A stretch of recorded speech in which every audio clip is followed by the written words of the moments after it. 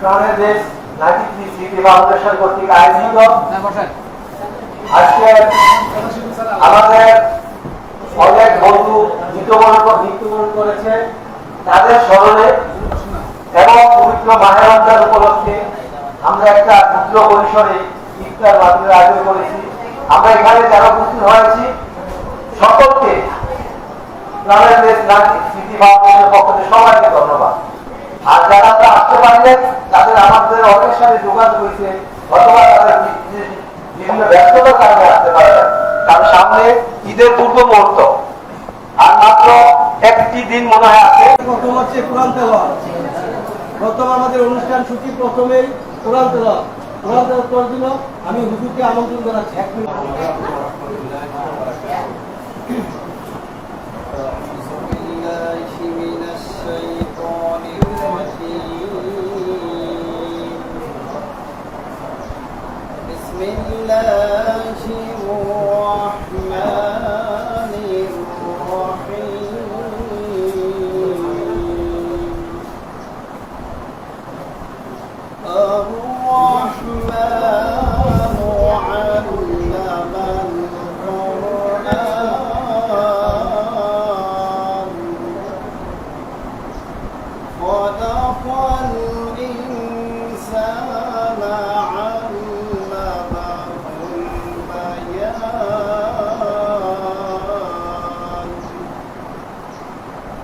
الشمس والقمر بحسبان والنجم والشجر يسجدان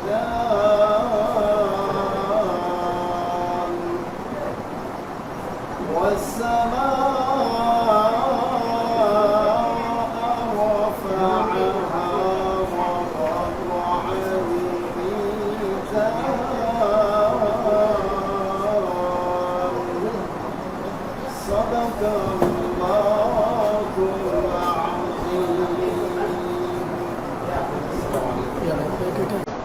আমরা এখন আমাদের অতি সম্প্রতি আমাদের অতি দুঃখের সাথে আমি জানাচ্ছি যে আমরা যখন প্রথম মিটিংটা করলাম এই পরিসরে, ওই পাশেই আমাদের বন্ধু মনির ছিল। আজ সে আমাদের মাঝে নাই। হঠাৎ আকস্মিক আমরা খুব মর্মাহত যে তার মিয়া এমন আমাদের অনেক বন্ধু চলে গেছে, কিন্তু মনিরের মৃত্যুটাকে কিন্তু কেউ আমরা মেনে নিতে পারি না। নতুন বিবাহ করলে যখন বউয়ের প্রতি স্বামীর আকর্ষণ থাকে, ঠিক মনির আমাদের মাঝে সেরকমই হয়ে গেছে। হঠাৎ দেখা হইলে আবার সে চলে গেল। আজকে আমরা তার রুহের মাগফিরাত কামনা করব এবং যত বন্ধুরা আমার মারা গেছে তাদের রুহের মাগফিরাত কামনা করে আমাদের দোয়া হবে, ঠিক আছে? আমাদের শিক্ষকদের জন্য দোয়া হবে। এই একটা আরেকটা হচ্ছে আরেকটা অতি আরো দুঃখের বিষয় যে মনিরকে জানাজা দিতে সায়াম ঢাকাতে আসছে, যাওয়ার পথে সায়াম দিনপুর অ্যাক্সিডেন্ট হচ্ছে। আজ পর্যন্ত এখনো সায়াম কিন্তু সুস্থ হয় না। আমি পরশুদিন আমি তার কাছে যখন আমার ইয়াটা পাঠাইছি, এই ইফতারের দাওয়াতকারী পার্সনের হোয়াটসঅ্যাপ পাঠাইছি, সে অনেক খুশি হয়েছে, বলছে যে দোস্ত তোমরা ব্যক্তিগতভাবে আমার জন্য একটু দোয়া করবে, আমি তো তোমার এখানে আসতে পারবো। যাই হোক, আমি হুজুর যারা আছে একটু মনে রেখে যাতে সাহেবের নিয়ে একটু দোয়া করা হয়, তার এখনো হাতের সমস্যা আছে, সে আসতে পারতেছে। আসলে ওই বন্ধুকে জানা দিতে চায়। এখন আজকে আমরা আছি, কোন দিন যেন আমাদের সেই ঘন্টা বেজে যায়। আসলে আমরা ৩৩ বছর পরে এমন এক মুহূর্তে একত্রিত হয়েছি যেখানে যায় অবস্থা এমন, কখন যেন কে যায়, ঠিক না? যাই হোক, আল্লাহর অশেষ শুকরিয়া যে আমরা হইতে তো পারছি একত্রিত, ঠিক আছে? এখন আমরা আমাদের বন্ধুদের স্মরণে সুপ্রস্তাব গ্রহণ করতেছি।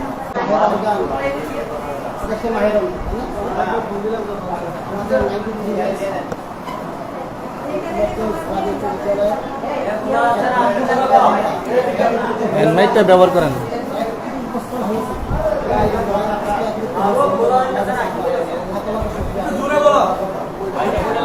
হেলমেটটা ব্যবহার করেন। আমরা আমাদের যে বন্ধু সাহেব এবং বন্ধুর আমরা তিনজনে মিলে আমরা যখন একটা পিকনিকে হ্যালো হ্যাঁ সারা বাংলাদেশে পিকনিকের আয়োজন হয়েছিল। আমি ওই যে সমস্ত বন্ধু তারপরে আরো ইকবাল, মানব, আমরা একসাথে গিয়েছিলাম। যাওয়ার পরে ওইখান থেকে আমাদের 93 বেসের যে নাকি রেড করে রাখছে ভিতরে খুঁজে পাইলাম যে আসলে আমরা আমাদের স্কুলের যে বেসটা মানে একটা এলোমেলো হয়ে গেছে। আমরা একটা কাজ করি, আমরা একত্রিত হওয়ার জন্য সবার নাম্বার, অ্যাড্রেস, কে কোথায় আছে সবার নাম তথ্যপত্র আমরা সংগ্রহ করি। যাই হোক আলহামদুলিল্লাহ আমরা সংগ্রহ করে সবার নাম্বার, সবার সাথে একটা যোগাযোগের মাধ্যম হয়েছে। আমরা যোগাযোগের মাধ্যমে আমরা আজকে এখানে বসতে পেরেছি। এই জন্য আমার কাছে লাখ শুকরিয়া জ্ঞাপন করছি। যাই হোক আমি বেশি কিছু বলবো না, কারণ ইফতারের টাইম হয়ে যাচ্ছে। আমার আছে, মোস্তাফিজ আছে, সবাই আছে, সবাই নিজের কথা বলবো। আর আমরা চাচ্ছি যে আমাদের এই যে 93 বেসের প্রাণের 93 বেস নেটগুজরা উচ্চ বিদ্যালয়ে আমরা যেহেতু একটা খুঁজে পেয়েছি, এটাকে আমরা আগামীতে কিভাবে স্ট্রং এবং শক্তিশালী করে আগাতে পারবো সেই প্রত্যাশা আমার। আমি বেশি কথা বলবো না, কারণ যেহেতু ইফতারির সময় হয়ে যাচ্ছে।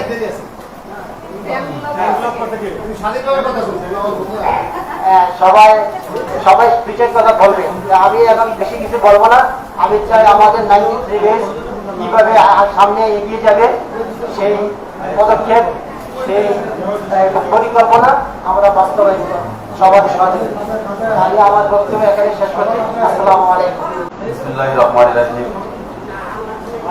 উপস্থিত মডেল বেঞ্চ 93 কর্তৃক আয়োজিত আমার বন্ধুগণ, আসসালামু আলাইকুম ওয়া রাহমাতুল্লাহ। আসলে আমি এই ইলিয়টগঞ্জ আরবি উচ্চ বিদ্যালয়ে 1993 সাল থেকে আমি এসএসসি পাস করি। ওই সময় এই 93 যে বেসটা ছিল, আমরা সবাই খুব আন্তরিক, একজন আরেকজনের প্রতি আমরা খুব আন্তরিক ছিলাম। আমরা ভালোবাসায় শিক্ষিত ছিলাম। যাই হোক আল্লাহর মেহরবানিতে আমরা অত্র প্রতিষ্ঠান থেকে আমরা বের হয়ে গেছি। কিন্তু দীর্ঘদিন পরে আমি মাঝে মাঝে এই বাজারে আসি, বিচ্ছিন্নভাবে 2-4 বন্ধুর সাথে আমার দেখা হয়, কথা হয়। আলী মোহাম্মদ আছে, তারপর জীবন আছে, যাদেরকে পাই সকলের সাথে প্রায় দেখা হয় না। যারা স্থানীয় আছে চেষ্টা করি, আসলে কারো খোঁজ খবর পাচ্ছি না। যা হোক, যখন শুনতে পেয়েছি যে এই 93 বেঞ্চ একটা গ্রুপের অন্তর্ভুক্ত রয়েছে, তো আলী আহমদ আমার মোবাইল নাম্বারটা নিল। নেওয়ার পরে যখন গ্রুপে হলো, তখন ফখরুল, মোশারফ সহ, আনোয়ার সহ আরো অনেকের সাথে আমার কথা হয়েছে। তো আমার এতই আনন্দ লেগেছে, এতই ভালো লেগেছে, তো আমি আমার বাসায় সেটা বলে শেষ করতে পারবো না। তবে আজকে এখানে আসতে পেরে আমি খুব নিজেকে খুব আনন্দিত বোধ করছি। তবে আমি একটা আশা রাখছি যে এই বেচের পক্ষ থেকে যারা আমাদেরকে একত্রিত হওয়ার জন্য যারা উদ্যোগ নিয়েছে, আমি তাদেরকে আমার অন্তরের অন্তঃস্থল থেকে আমি ধন্যবাদ জানাচ্ছি। বিশেষ করে মোশাররফ, ফখরুল সহ আরো যারা উদ্যোগী ছিল, আমি সকলের নাম ভুলে গেছি, তার জন্য আমি দুঃখিত। তবে আমি আশা করি যে এই বেচের পক্ষ থেকে স্মৃতিস্বরূপ এই বেচকে স্মৃতি হিসাবে ধরে রাখার জন্য যে কোনো ভালো উদ্যোগ বা যে কোনো একটা মহৎ চিন্তা ভাবনা হোক, আমি সেই সাথে আমি একমত থাকবো এবং আমার পক্ষ থেকে আমি যতটুকু সার্বিক সহযোগিতার হাত আমি প্রসারিত করব। আমি বেশি কিছু বলছি না। মাহে রমজান মাস, আমি আমার সকল বন্ধুবর্গকে আমি আন্তরিক মোবারকবাদ জানাই, সালাম জানিয়ে আমি আমার সংক্ষিপ্ত বক্তব্য শেষ করছি। আমি আশা রাখছি এই সুন্দর একটা উদ্যোগ নেবে।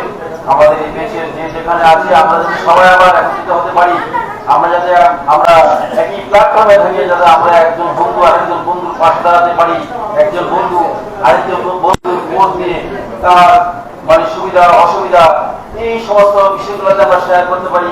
এই ধরনের সুউদ্যোগ নেওয়ার জন্য আমি আমার পক্ষ থেকে আমি সকলের কাছে আমি সবিনয় বন্ধু জানাচ্ছি।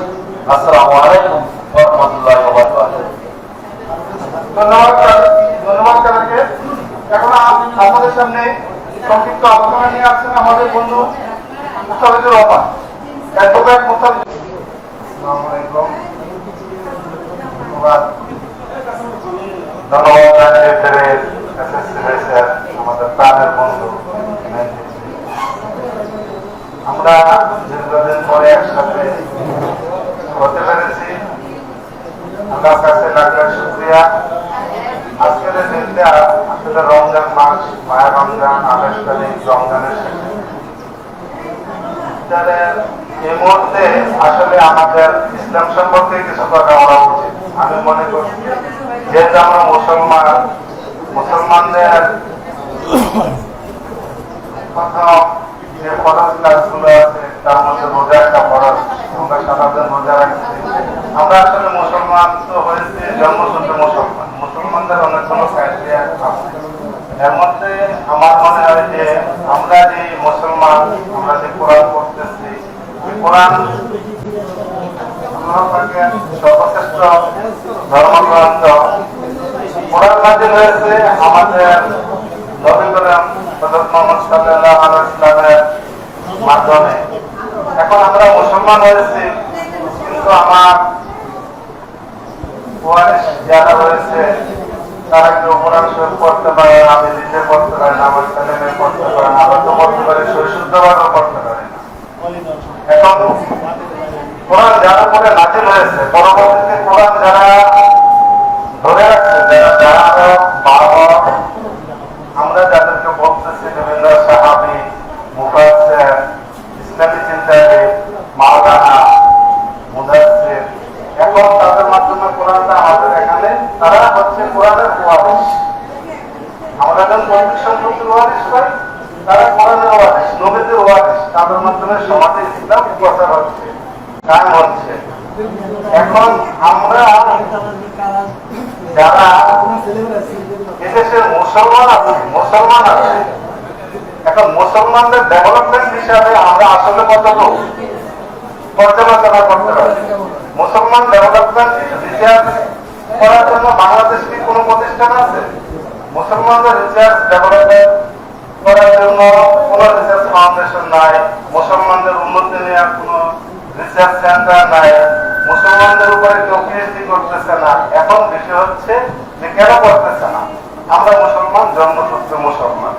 আমরা কতজন মুসলমান আছি যারা আমরা 5 ওয়াক্ত নামাজ পড়ি, কেউ 3 ওয়াক্ত, কেউ 4 ওয়াক্ত। তো এই ক্যাটাগরিগুলো ভাগ করছে কারা?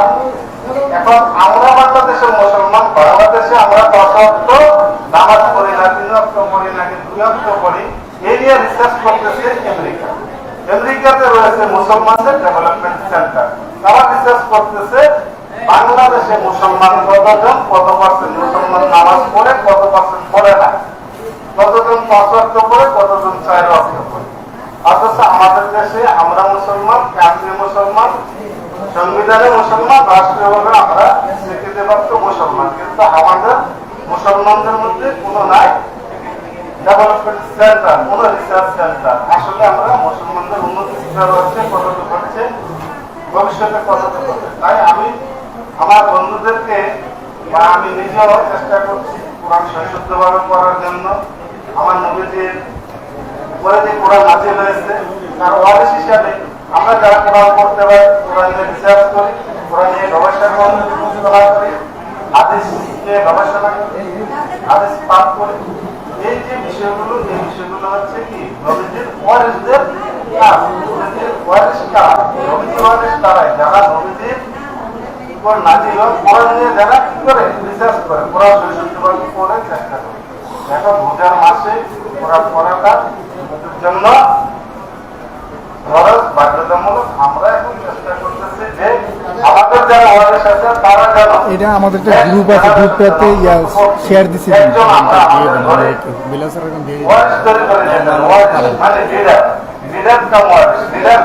হচ্ছে সেই ব্যক্তি, যে ব্যক্তি কোরআনের ধারক বাহক, সে সমাজে লিডিং দেয়, সমাজ তার কথা শুনে।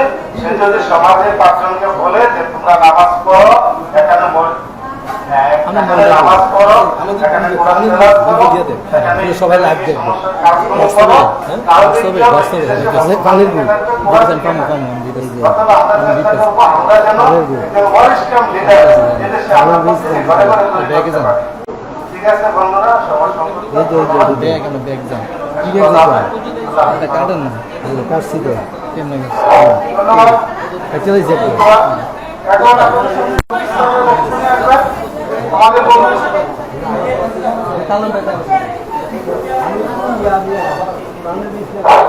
এখন আমাদের সামনে সংক্ষিপ্ত আকারে বক্তব্য নিয়ে আসছেন আমাদের বন্ধু ফরাজ।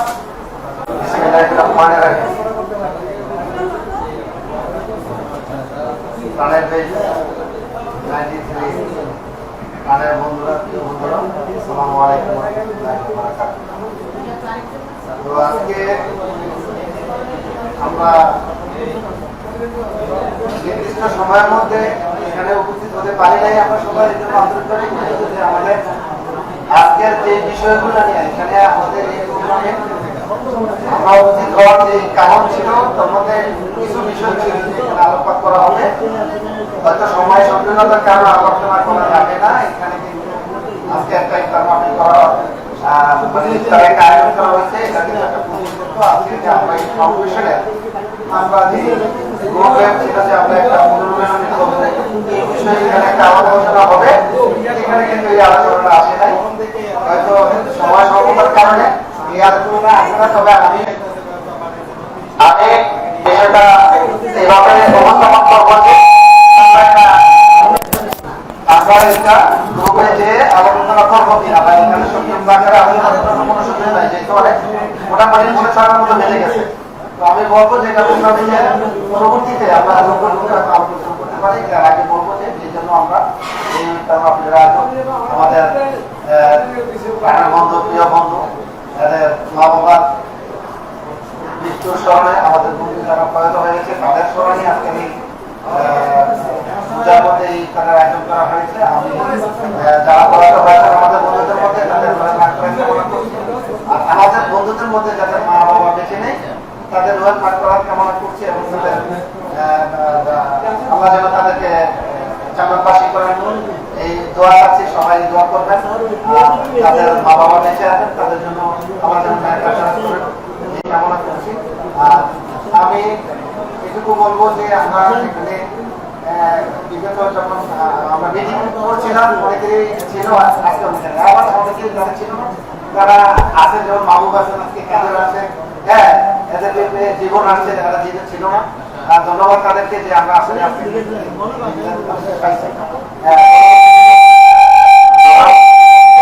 কোন রকমের এরকম অনুষ্ঠানের আয়োজন করা হবে। আশা করি যে সবাই উপস্থিত থাকবেন, দেখে নিজেকে সফল করবেন এই আশাবাদ ব্যক্ত রেখে আমি আমার এই সংক্ষিপ্ত আলোচনা শেষ করলাম। আসসালামু আলাইকুম ওয়া রাহমাতুল্লাহি ওয়া বারাকাতুহু। ইফতারের পর আমাদের আলোচনা হবে আবার। এখন আপনাদের সামনে বক্তব্য নিয়ে আছেন আমাদের প্রাণের দেশ 93 আজকের ইফতার মাহফিলের এবং প্রাণের দেশ 93 সভাপতি জনাব মোশাররফ হোসেন। আসসালামু আলাইকুম ওয়া রাহমাতুল্লাহি ওয়া বারাকাতুহু। আসলে এটা উনি ভাই আমাদের বলছে যেটা আমাদের কোনো এটা কোনো বক্তব্যের মঞ্চ না। আর এখানে আমরা এটা ইলিয়াস উচ্চ বিদ্যালয় 93 এসএসসি যে আমরা বেঁচে এখানে যারা আসছি আমরা বন্ধু এবং বান্ধবীরা উপস্থিত আছেন আজকের এই স্কুলের উচ্চ বিদ্যালয়ের শিক্ষক মহোদয়। তো আসলে এখানে আমরা কেউ বক্তব্য দেওয়ার জন্য আসলে শোনার জন্য আসলে আমরা একটা প্রাণের পেয়েছি উচ্চ বিদ্যালয়ের একটা বন্ধন একত্রিত হওয়া, পুনরায় আমাদের পিছনে ফিরে যাওয়া এরকম কিছু, এর বাইরে কিছু না। আর যেহেতু মাহে রমজানের সংযমের মাস, এখানে আসলে বক্তব্য দেওয়া এবং শোনা এই মুহূর্তে ইফতারের আগে আমাদের কাছে ভালো লাগবে না। তো আজকে এই ইফতারের আয়োজনটা যারা করেছে সারাদিন ক্লান্ত বা একটা দিনের চেষ্টা একটা পরিকল্পনা ছিল, সেই পরিকল্পনার অন্তরালে একটা ইফতারের ব্যবস্থা হয়েছে। তো আলহামদুলিল্লাহ তুমি অনেক কষ্ট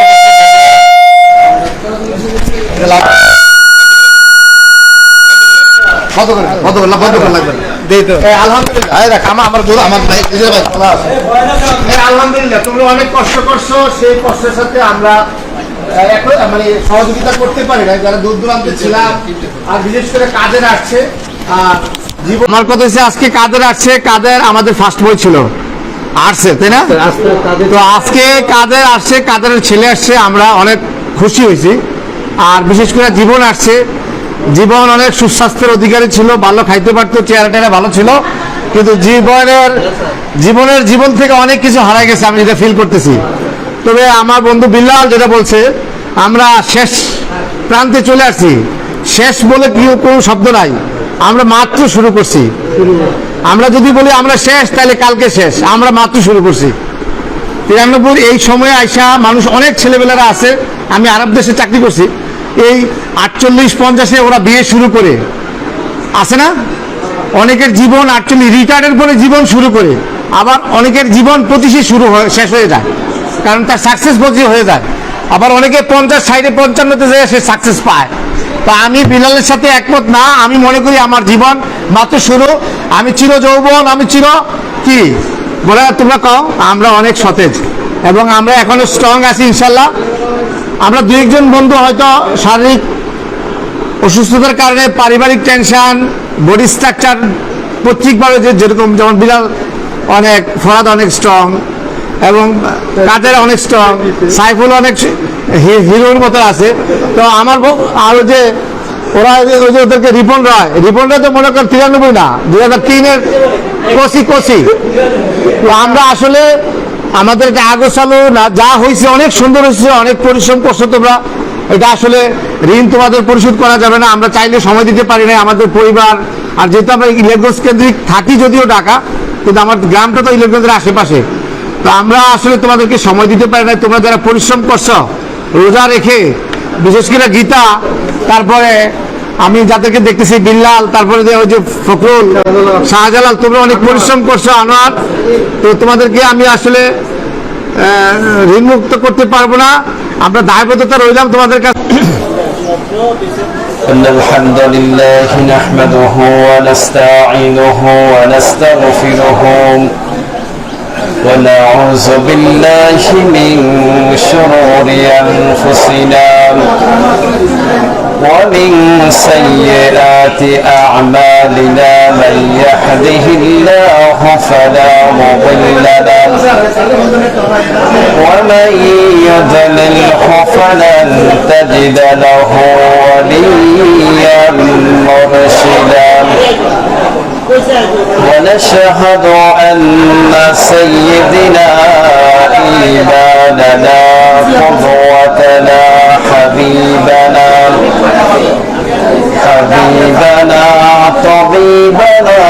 طبيب روحنا محمدا عبد الله ورسوله الذي أرسله بالحق بشيرا ونذيرا وداعيا إلى الله بإذنه وسراجا وقمرا منيرا أعوذ بالله من الشيطان الرجيم بسم الله الرحمن الرحيم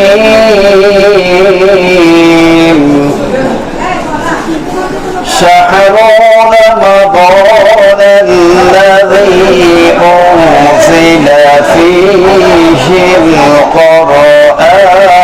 القرآن وقال تعالى في شأن حبيبه مخبرا وآمرا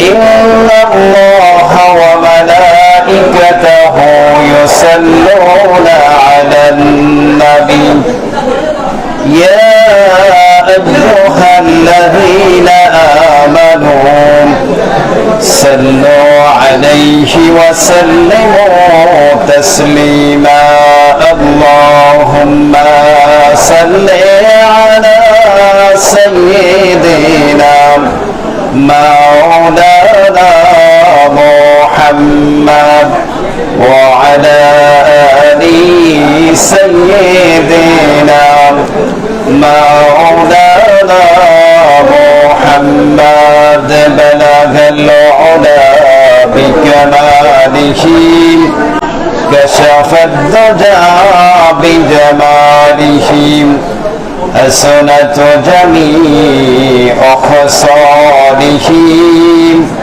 صلوا عليه وآله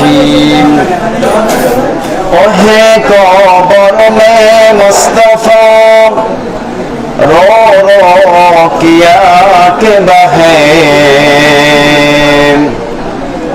ओहे कबर में मुस्तफा रो रो किया के बहे कहते थे सुबह सम या उम्मती بلغ العلا بكماله كشف الدجى بجماله حسنت جميع خصاله صلوا عليه وآله মুআজ্জাজ মুহতারাম সম্মানিত অত্র এলাকার প্রাণপ্রিয় শিক্ষা প্রতিষ্ঠান এলিয়ানগঞ্জ রাজেন্দ্রনাথ বিশ্বনাথ উচ্চ বিদ্যালয় কর্তৃক অনুষ্ঠিত 1993 সালের 20 আয়োজিত আজকে ইফতার মাহফিলের সম্মানিত অতিথিবৃন্দ, আমি আমার অন্তঃস্থল থেকে সালাম জানাচ্ছি। আসসালামু আলাইকুম ওয়া রাহমাতুল্লাহি ওয়া বারাকাতুহু। মহান আল্লাহ তাআলার দরবারে লাখ কোটি শুকরিয়া আদায় করছি যে মহান মনিব দীর্ঘ 1 মাস রোজা রাখার পর আমরা আজকে রোজার প্রায় শেষ প্রান্তে চলে আসছি। রমজান মাসের একটা মহতী জলসায় আমরা এসে উপস্থিত হতে পেরেছি। এই জন্য আমরা সকলে বলে আলহামদুলিল্লাহ। দুরূদ ও সালাম প্রেরণ করছি বিশ্ব মানবতার মুক্তির দূত সাইয়্যিদুল মুরসালিন খাতামুন নবীন বিশ্ব সভার সভাপতি বিশ্ব নবী জনাবে মুহাম্মদুর রাসূলুল্লাহ সাল্লাল্লাহু আলাইহি ওয়াসাল্লামের প্রতি। আমি আপনাদের সামনে পবিত্র কোরআনের একটা আয়াত তেলাওয়াত করেছি, একটা হাদিস বলেছি। সংক্ষিপ্তভাবে কিছু কথা বলবো। আমার তৌফিক ইল্লা বিল্লাহ, আল্লাহ যদি তৌফিক দান করে। আয়াতটা হচ্ছে শাহরু রমাদান আল্লাযী উনজিলা ফীহিল কুরআন। এই কোরআনকে আমি রমজান মাসে নাজিল করেছি। শাহরু রমাদান আল্লাযী উনজিলা ফীহিল কুরআন, এই কোরআনকে আমি রমজান মাসে নাজিল করেছি। তো রমজান মাসে কোন সময় নাজিল করেছি? আল্লাহ তাআলার কাছে প্রশ্ন করলেন যে কোন সময় নাজিল করছি? আল্লাহ জবাব দিয়েছে ইন্না আনজালনাহু ফি লাইলাতুল কদর, নিশ্চয়ই এই কোরআনকে আমি লাইলাতুল কদর রাতে নাজিল করেছি। এই কোরআন সমস্যা নেই, আমি অবস্থা কোরআন নাজিল হওয়ার কারণে, শুধু রমজান মাসে নাজিল হওয়ার কারণে 12 মাসের মধ্যে 11 মাস একটা সম্মানিত মাস এই রমজান মাস।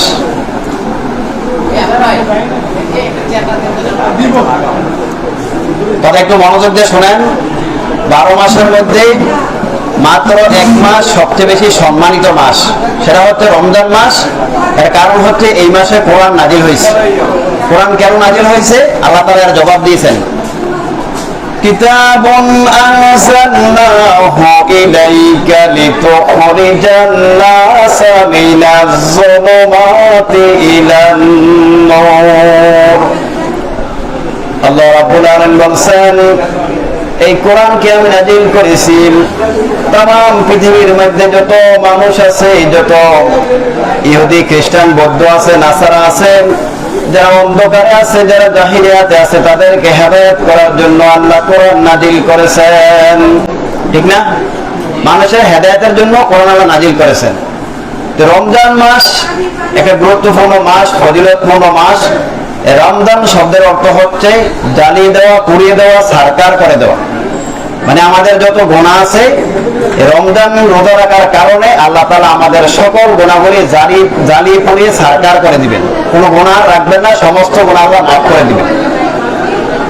রমজান মাসে যারা রোজা রাখবে নবীজি বলছেন কুমু লাইলাতিল কুমু রমাদানান ঈমানান ওয়া ইহতিসাবান গফরা লাহু মা তাকাদ্দামা মিন যামবি। যে ব্যক্তি ঈমানের সহিত ইহতিসাবের সহিত মনোযোগ দিয়ে এবং খুব আল্লাহর প্রতি ধ্যান দিয়ে রোজাগুলি পালন করবে, গফরা লাহু মা তাকাদ্দামা মিন যামবি, তার জীবনের পূর্বের সমস্ত গুনাহ খাতা আল্লাহ মাফ করে দিবেন।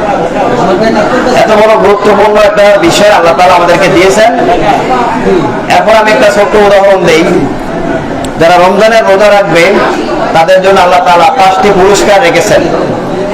1 নম্বর পুরস্কার, রমজান রোজা রাখার কারণে রোজা শেষ পর্যায়ে মানুষের পেট যখন একবারে খালি হয়ে যায় তখন তার ভিতর থেকে একটা গন্ধ বের হয়, খুব খারাপ লাগে গন্ধটা। আল্লাহ তাআলা বলছেন রোজাদারের মুখের ঘ্রাণ আমার কাছে মিষ্ক আম্বরের চেয়ে আরো বেশি প্রিয়। 2 নম্বর হচ্ছে যারা রোজা রাখে তাদের জন্য পৃথিবীর সমস্ত প্রাণীগুলো দোয়া করেন এবং কি নদী সাগর গর্তে যত প্রাণী আছে, সাগরের নিচে যত মাছ আছে, সমস্ত মাছ সমূহ এবং প্রাণী সমূহ রোজাদারের জন্য দোয়া করতে থাকেন। এবং 3 নম্বর, রমজান মাসে আল্লাহ তাআলা শয়তানকে বন্দী করা হয় যেন আল্লাহর খাঁটি বান্দারা যেন রমজানের রোজাগুলি সঠিকভাবে রাখতে পারে এবং নামাজগুলো সঠিকভাবে পালন করতে পারে। এই জন্য আল্লাহ তাআলা শয়তানকে বন্দী করে রেখে দেন। 4 নম্বর, রমজান যখন আসে তখন আল্লাহর আরশে আজিম থেকে একটা শীতল হাওয়া বসে এবং এই হাওয়া দিয়ে জান্নাতকে সুসজ্জিত করা হয়। তখন জান্নাতে যত হুর আছে, যত গেলমান আছে, সকল হুরেরা বলতেছে আজকে কি হলো, জান্নাতে এত সুসংবাদ সুন্দর হাওয়া বসতেছে কেন? তখন আল্লাহর পক্ষ থেকে জবাব আসবে, আমার আখির জামার উম্মত যারা রমজানের রোজাগুলি পালন করছে তাদের জন্য এই জান্নাতকে প্রতি বছর সুসজ্জিত করা হয়। আমরা যদি রোজা রাখি আমাদের জন্য জান্নাতকে সবসময় আল্লাহ তাআলা প্রতি বছর সুসজ্জিত করে এবং বলে রমজানের রোজা যারা পালন করবে তাদের জন্য আল্লাহ তাআলা এই জান্নাতকে তাদের জন্য সুসজ্জিত করে রাখে। এরপর রোজাদারের জন্য 2টি আনন্দ আছে।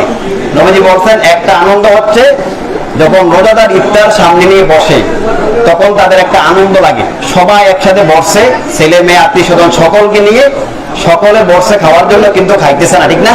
এটা একটা আনন্দ আছে। আরেকটা আনন্দ রোজাদারের জন্য নবীজি বলছেন আল্লাহ তাআলার দিদার। যখন জান্নাতে আমরা যাব, যারা রোজা রাখতেছে তারা তো জান্নাতে অবশ্যই যাবে যদি সঠিকভাবে রেখে থাকে। তো আল্লাহ নবী বলছেন জান্নাতীদের জন্য আরেকটা আনন্দের বিষয় হচ্ছে যারা রোজা রাখছে তাদের জন্য আল্লাহ তাআলা দিদার দিবেন। আল্লাহ তাআলা বলবেন, হে আমার জান্নাতীরা, তোমরা তোমাদেরকে আমি যত ওয়াদা করেছি সকল ওয়াদা কি তোমরা সঠিকভাবে পাইছো? যত নিয়ামতের কথা বলেছি, জান্নাতে যত নিয়ামত তোমাদেরকে দিব, সকল নিয়ামত কি তোমরা সঠিকভাবে পাইছো? সকল লোক বলবে হ্যাঁ আল্লাহ পাইছি, কিন্তু কিছু লোক বলবে আল্লাহ একটা ওয়াদা বাকি রয়েছে। সে ওয়াদাটা কি? তখন যারা মুসলমান ইমানদার খাঁটি, যারা তাশরিক আওয়াবিন ফরসে ইশরাক করেছেন এবং শেষ রাত্রে নামাজ পড়েছেন, তারা বলবে আল্লাহ তোমার দিদারের জন্য আমরা ইবাদত করছি, এই নিয়ামতটা আমাদের বাকি রয়েছে। তখন আল্লাহ রাব্বুল আলামিন সমস্ত পর্দা উঠিয়ে দেবেন এবং বলবেন, সমস্ত জান্নাতীদেরকে বলবেন, হে জান্নাতীরা, আমি আল্লাহ রাব্বুল আলামিন তোমাদের সাথে সাক্ষাৎ করব। এবং আল্লাহ তাআলা সমস্ত পর্দা উঠিয়ে দিবেন এবং জান্নাতের সকল রোজাদার আল্লাহকে দেখতে পাবেন এবং এক দেখায় 30,000 বছর চলে যাবে।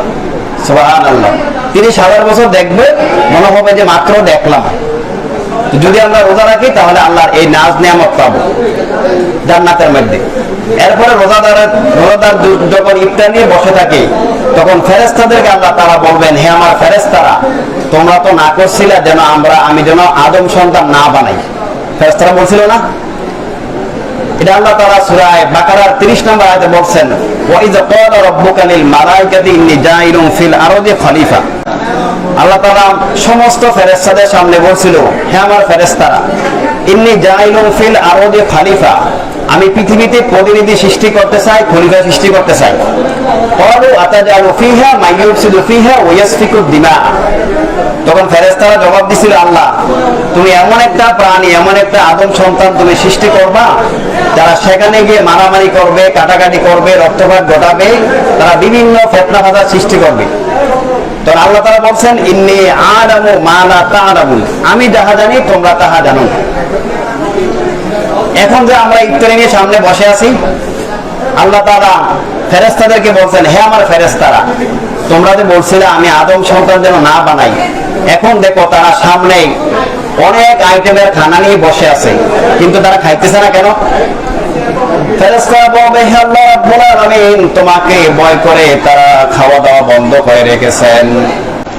আল্লাহ রাব্বুল আলামিন ফেরেশতাদের কাছে বলবেন, হে ফেরেশতারা, তারা কি কখনো আমাকে দেখেছে কিনা? ফেরেশতারা বলবে, না, কখনো তারা আপনাকে দেখে নাই। এরপরে আল্লাহ বলবেন, তারা কেন খায় না? ফেরেশতারা বলবে, তারা জাহান্নামের ভয়ে খানা পিনা বন্ধ করে রেখেছেন। আল্লাহ রাব্বুল আলামিন বলবেন, তারা কি কখনো জাহান্নাম দেখেছে? ফেরেশতারা বলবে, না, কখনো জাহান্নাম দেখে নাই। এরপর আল্লাহ রাব্বুল আলামিন বলবেন, তারা খানা নিয়ে বসে আছে কেন? তখন ফেরেশতারা বলবেন, তারা জাহান্নামের ভয়ে খানা নিয়ে বসে আছে। রোজার সময় শেষ হওয়ার সাথে সাথে তারা খাদ্য খাবে।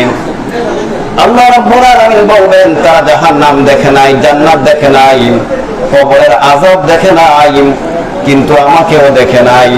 আমাকে না দেখে বিশ্বাস করেছে এবং আমার হুকুম আহকামগুলো পালন করেছে। হে আমার ফেরেশতারা, তোমরা সকলে সাক্ষী থাকো, আমার ইজ্জতের কসম, আমার জালালিয়াতের কসম, আমি আমার সকল বান্দাদেরকে মাফ করে দিলাম। সুবহানাল্লাহ। আল্লাহ তাআলা এই দেখতেছে আমাদের, আমরা যে ইফতারি নিয়ে বসে আছি, আমাদের এই দৃশ্য কিন্তু আল্লাহ তাআলা আরশে আজিম থেকে দেখতেছেন এবং ফেরেশতাদেরকে সাথে নিয়ে আল্লাহ গর্ব করতেছেন, দেখো আমি আদম সন্তান সৃষ্টি করছি, তোমরা মানা করছিলা, এখন দেখো আমার প্রশংসা করতেছে, আমার গুণগান গাইতেছে, ঠিক না? আরেকটা উদাহরণ দিয়ে আমি শেষ করে দিব। রমজান মাস কেন দিয়েছেন আল্লাহ তাআলা? অনেক সময় আমাদের পুরো বছর আমরা কি করি? জুমার নামাজ পড়ি না? একটু এই কথাটা মনোযোগ দিয়ে শোনেন, আমরা জুমার নামাজ পড়ি না? প্রতিদিন নামাজ পড়ি না? আল্লাহ তাআলা কেন নামাজটা দিয়েছেন? আপনি প্রতিদিন যতগুলা গুনাহ করেন, সমস্ত গুনাহ আল্লাহ তাআলা এই নামাজ পড়ার কারণে গুনাহগুলি মাফ করে দেন, ঠিক না? নবীজি একটা উদাহরণ দিয়েছেন যে তোমাদের বাড়ির পাশেই যদি একটা পুষ্করণী থাকে অথবা একটা খাল থাকে, একটা সাগর থাকে, সেখানে যদি তোমরা 5 বার যদি গোসল করো, তোমাদের শরীরে কোনো ময়লা থাকবেই? সাহাবায়ে কেরামরা বলছেন 10 মিনিট আছে, সাহাবীরা বলছে 5 বার গোসল করলে কোনো ময়লা থাকবে না, একবার করলে তো থাকে না। তো নবীজি বলছেন যদি দৈনিক 5 বার নামাজ পড়ে তাহলে তার জীবনে কোনো আর গুনাহ থাকবে না।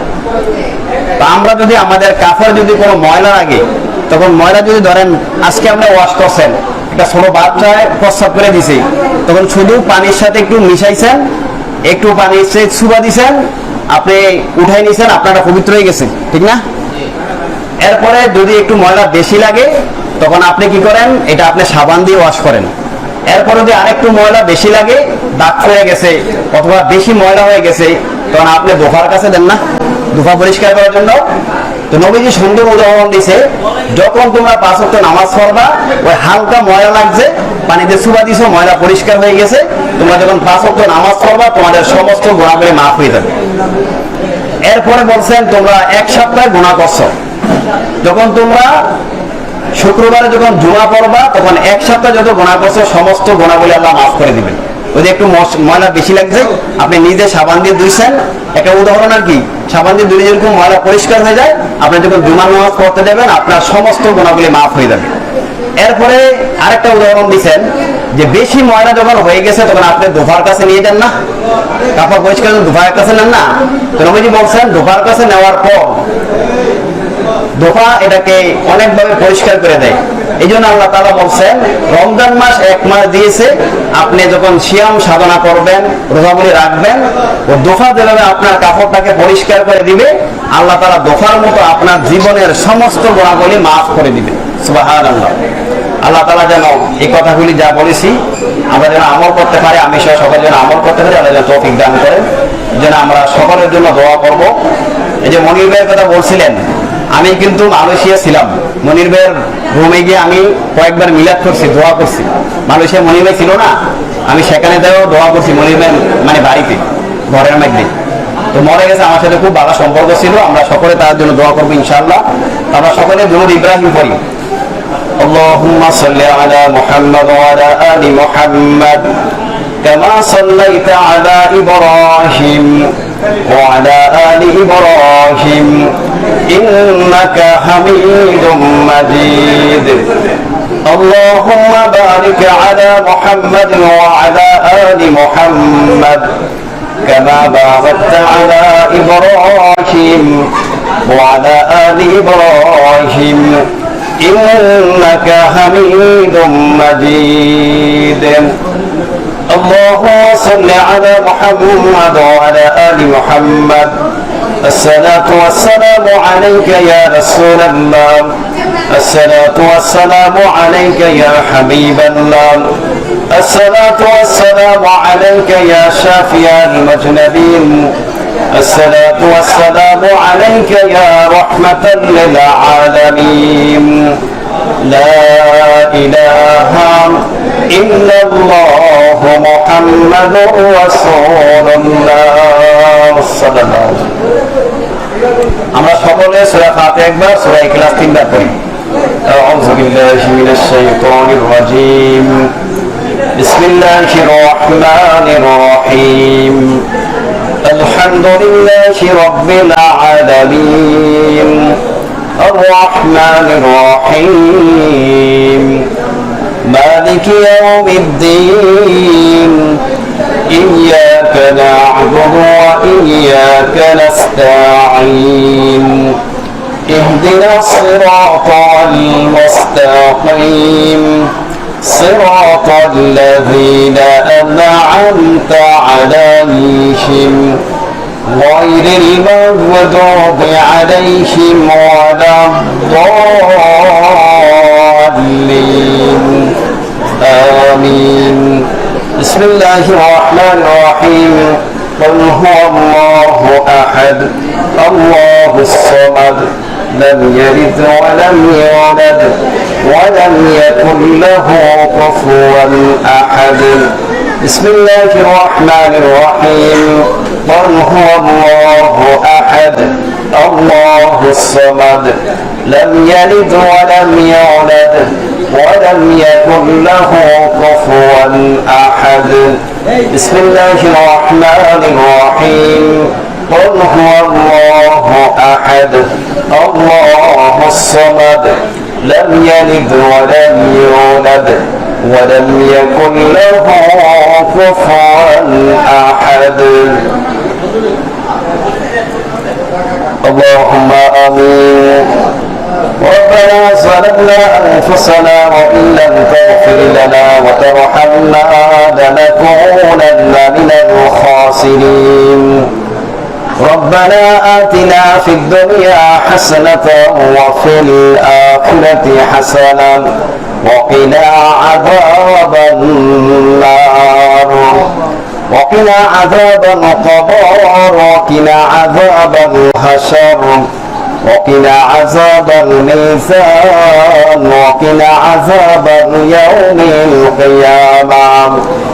ربنا ولا تحمل علينا إصرا كما حملته على الذين من قبلنا. ربنا ولا تحملنا ما لا طاقة لنا به واعف عنا واغفر لنا وارحمنا أنت مولانا فانصرنا على القوم الكافرين.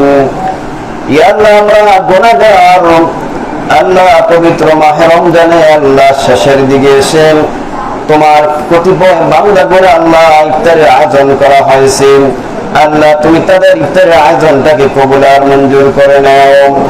আল্লাহ আমরা এখানে এসে যা কিছু পড়েছি ভুলভ্রান্তিগুলো মাফ করে দিয়ে সবটুকু লক্ষ কোটি গুণ বারে আপনার নামদার তাজদার মদিনা সৈয়দুল মুরসালিন খাতিবুন নবীন হযরত মুহাম্মদ সাল্লাল্লাহু আলাইহি ওয়াসাল্লাম রওজা মুবারকে পৌঁছে দিও। সাহাবায়ে কেরাম তাবিঈন সালফে সালিহিন আইম্মে মুস্তাহিদিন বাবা আদম আলাইহিস সালাম থেকে আজ পর্যন্ত পৃথিবীর আনাচে কানাচে যত মুমিন মুসলমান এক জানুয়া পরিমাণ ঈমান নিয়ে অন্ধকার কবরে চলে গেছে, আল্লাহ সকলের কবরে পৌঁছে দিও। বিশেষ করে যারা এখানে উপস্থিত আছে, অনেকের মা নাই, অনেকের বাবা নাই, আল্লাহ যাদের পিতা মাতা এতিম হয়ে অন্ধকার কবরে চলে গেছে, আল্লাহ সকলের কবরে পৌঁছে দিও, তাদের কবরটাকে জান্নাতের বাগান বানায়া দেও।